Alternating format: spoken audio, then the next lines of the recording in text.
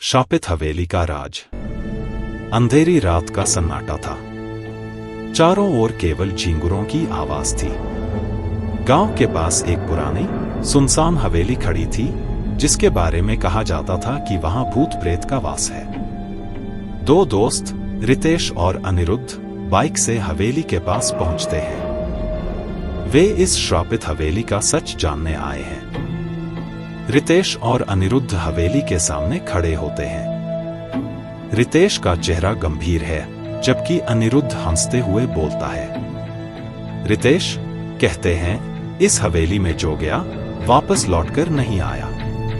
अनिरुद्ध हंसते हुए, अरे भूत प्रेत कुछ नहीं होते, चलो अंदर चलते हैं। जैसे ही वे दरवाजे के पास पहुंचते हैं, अचानक ठंडी हवा का झोंका आता है और दरवाजा खुद ब खुद खुल जाता है। दोनों एक दूसरे को देखते हैं और भीतर प्रवेश करते हैं। अंदर घुसते ही उन्हें एक अजीब सी गंध महसूस होती है। चारों ओर सड़ेगले फर्नीचर और जाले लटके हुए हैं। दीवारों पर डरावने चित्र टंगे हैं। डायलॉग, अनिरुद्ध, यहां पर सच में कोई रहता था, शायद अब भी है।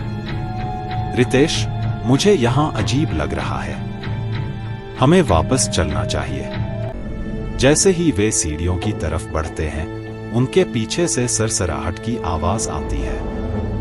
वे मुड़कर देखते हैं, लेकिन वहां कोई नहीं होता।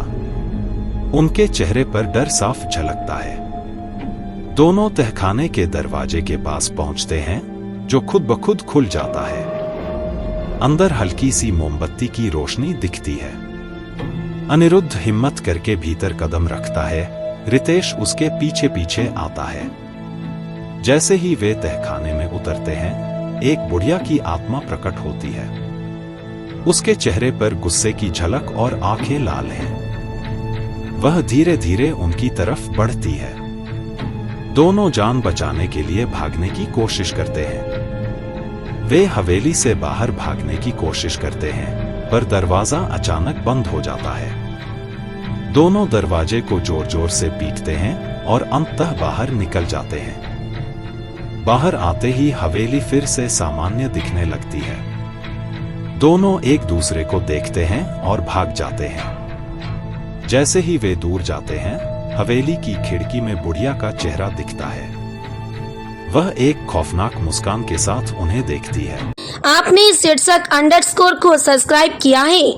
अगर नहीं किए हैं तो प्लीज अभी कर लीजिए और पोस्ट को लाइक, शेयर और कमेंट कीजिए।